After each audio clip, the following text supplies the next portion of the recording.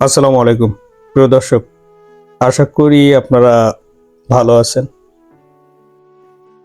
নবম পে স্কেলের কিছু ভাতা বৃদ্ধি নিয়ে সোশ্যাল মিডিয়া সহ গণমাধ্যমে সংবাদ মাধ্যম কাঁপিয়ে বেড়াচ্ছে। সেটা কি? তিনটা বিশেষ ভাতা বৃদ্ধি। আগে আপনারা এই তিনটা বিষয় সম্পর্কে জানেন, তারপর আপনারা বুঝতে পারবেন এটা আসলে কতটা বৃদ্ধি এবং কোন সময় বৃদ্ধি করা হয়েছিল।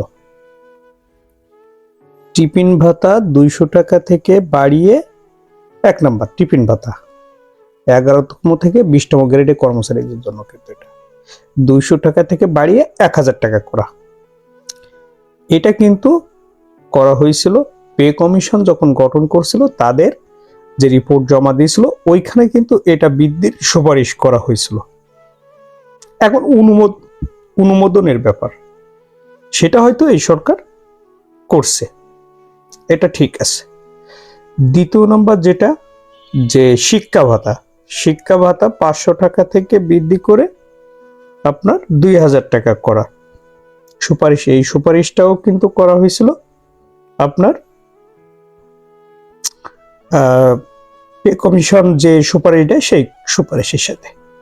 তৃতীয় যেটা, সেটা হলো আপনার বৈশাখী ভাতা 20% থেকে বাড়িয়ে বেসিকের 50% করা। এটাও কিন্তু পে কমিশনের ওই সুপারিশই এটা করা হয়েছিল। তো এই বৃদ্ধিটাকে গণমাধ্যমগুলো বা সোশ্যাল মাধ্যম এমন ভাবে প্রচার করছে, মনে হচ্ছে বিশেষ কিছু অর্জন করে ফেলেছে।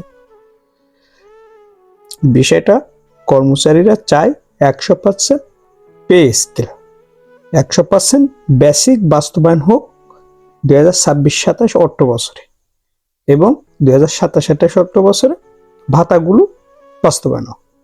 সেক্ষেত্রে ভাতা নিয়ে তো এখন আর আলোচনা করে লাভ নাই, কারণ ওটা তো এই সালে বাস্তবায়ন হচ্ছে না। সেক্ষেত্রে বেসিক যে বিষয়টা আছে, যেটাতে সমস্যা বা আটকে আছে, সেই সমস্যাটা কিভাবে সমাধান করা যায় সেই বিষয়ে কথা বললে কর্মচারীরা খুশি হবে।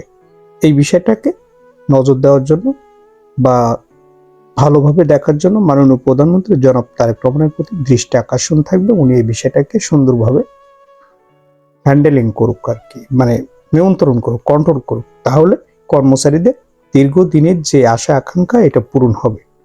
প্রিয় দর্শক, ভালো থাকবেন। আসসালামু আলাইকুম।